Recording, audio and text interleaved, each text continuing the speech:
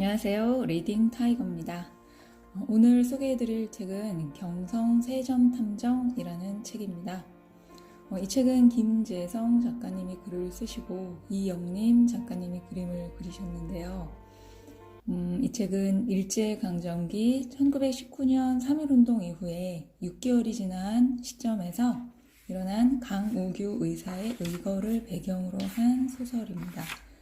또한 세점이라는 독특한 소재와 함께 주인공이 자신의 정체를 알아가는 과정에서 추리를 해 나가는 모습이 굉장히 독특하고 재미있습니다.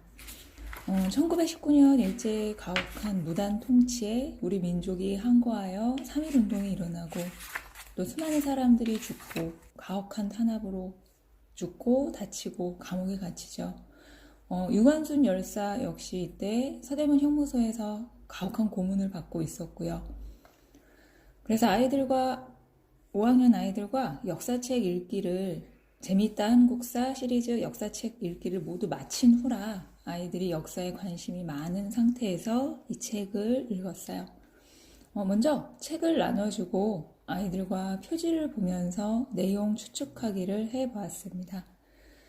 표지를 보시면 대부분 그 앞에 있는 그 옆모습을 보이는 남자가 탐정이 아닐까 생각했어요. 그리고 가운데에 그 탐정 포즈를 취하고 있는 여학생은 과연 정체가 무엇일까 궁금해 했고요.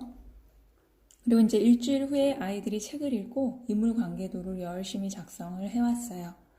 그리고 그 인물들과 인물들 사이에 벌어졌던 일들도 표시를 해오고 그리고 책 속에 인상 깊었던 장면을 3군데씩 골라와서 이야기를 했습니다. 그리고 책에 대한 소감을 말하는 활동은 구체적으로 순서를 정해서 말하는 방법을 가르쳐 주었어요. 먼저 표지에 대한 첫인상과 읽은 후에 바뀐 생각을 이야기하고요. 두 번째는 책 속 내용을 전체 이야기를 다 장황하게 할 필요가 없이 인물의 구체적인 특징에 대해서 예를 들면 기무라 순사가 너무 얄미웠다든지 반전이 흥미로웠다든지 또 배경이 실감났다든지 구체적으로 하나씩 찝어서 간결하게 얘기하면 책 속 내용을 이야기할 수 있어요. 그리고 문장은 어려웠는지 어렵지 않았는지 그리고 그림에 대해서 특히 초등학생 책은 그림, 사파가 들어가는 경우가 많은데 요 그림에 대한 평가도 나름대로 해줄 수 있게 하는 게 중요해요. 특히 요 작가님이 조선과학수사관 장선비라는 책에 그림을 그리셨는데 예전에 제가 수업을 한 친구들이 있었고 6학년이나 중학생이 됐는데 언니 오빠들이 읽었던 책을 보고 그림이 비슷하다고 알아차리더라고요. 그리고 마지막으로는 이 책을 쓰신 작가 선생님에 대해 아이들이 굉장히 신기했는데 이 작가 선생님이 치과 의사 선생님이세요. 경기도 의정부에서 치과를 운영하고 계시는 선생님이신데 아이들이 굉장히 신기해했어요. 그리고 이제 치과 의사 선생님 치과 홈페이지에도 들어가서 이 책이 올려져 있는 걸 보고 아이들이 굉장히 신기해하고 재미있어 했습니다. 자, 그래서 각자 골라온 장면을 발표하고 고른 이유, 특히 아이들이 많이 골랐던 장면이 있었는데요.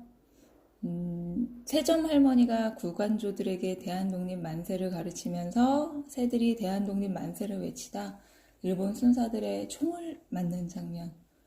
그리고 주인공인 소녀인 영재가 이 강우규 의사의 손녀였고 물론 그 부분은 상상으로 작가님이 만들어내셨는데 이 강우규 의사가 서울역에서 새로 오는 조선 총독에게 폭탄을 던진 분이세요. 65세의 그 나이에.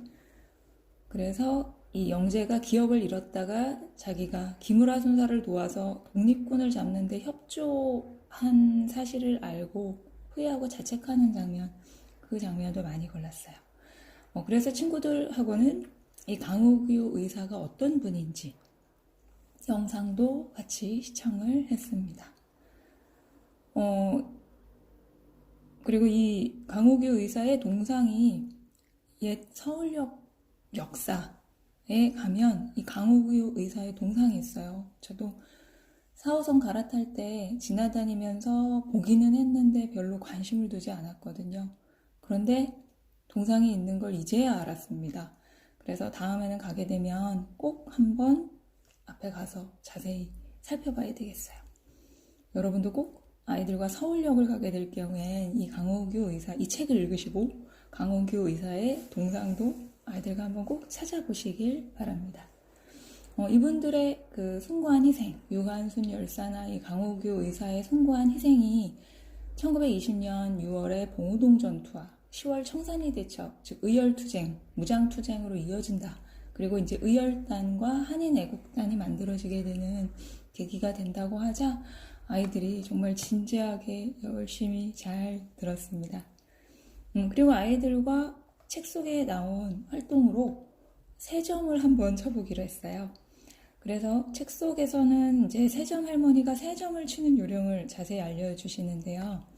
아이들과 속담, 고사성어, 명언, 격언 등을 5개 정도씩 미리 조사해 오라고 과제를 내주었어요.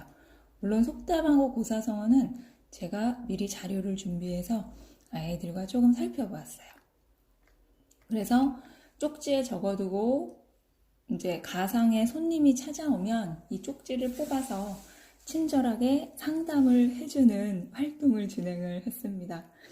그래서 아이들이 상대 고민을 듣고 알맞은 그 글귀를 뽑아서 설명해주고 상담하는 활동이 굉장히 재미있었어요.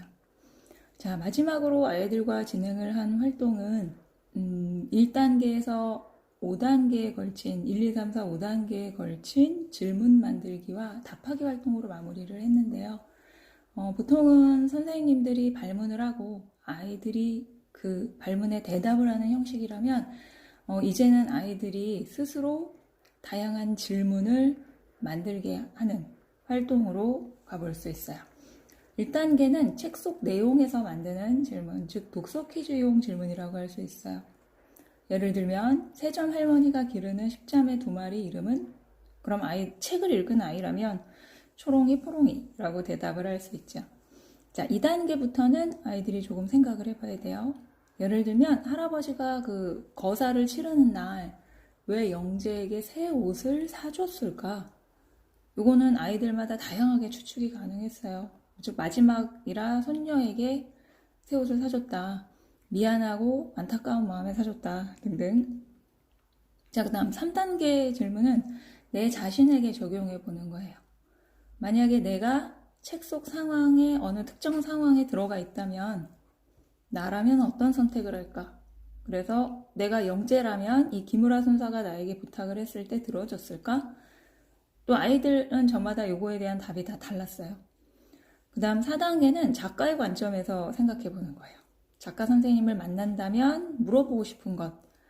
그래서 작가 선생님은 왜 강호규 의사의 의거를 이 소설의 배경으로 했을까?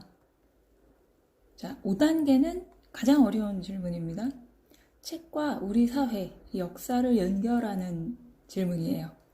그래서 예를 들면 일제강점기에 독립을 위해 희생하신 분들을 우리가 더 알아본다면 어떤 분들이 계실까? 강호규 의사 말고도 또 요즘 우리나라 일본의 관계는 어떠며 앞으로 어떤 방향으로 나아가야 할까? 등등 굉장히 수준 높은 이 5단계 질문, 바로 논술형 질문이라고 할 수 있어요.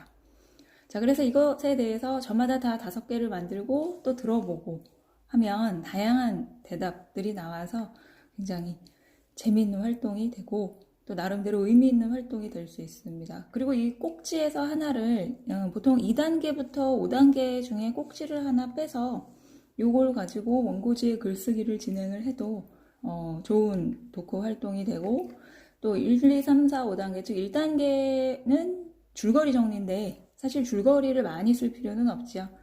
그래서 이 2, 3, 4, 5단계를 잘 연결을 하면 한 편의 좋은 독서 감상문이 될 수 있습니다. 자, 그래서 이 책 읽으면서 아이들이 일제강점기에 널리 알려지지 않았던 강호규 의사의 의거도 알게 되고 숨은 독립운동가, 물론 이 강호규 의사도 서대문 형무소에서 1920년 11월 29일에 처형을 당하세요. 결국 순국하시게 됩니다. 그래서 강호규 의사에 대해서도 알게 되고 또 추리 형식이라 아이들이 아주 재미있게 추리를 해 나가는 그 재미도 느낄 수 있었습니다. 자, 일제강점기를 배경으로 세전이라는 흥미로운 소재를 다루는 소설로 학생들과 아주 즐겁고 의미 있는 시간을 보낼 수 있었습니다. 재밌고 의미 있는 작품을 써주신 김재성 작가 선생님께 감사드립니다. 여러분, 아이들과 꼭 한번 이 책 읽어보세요.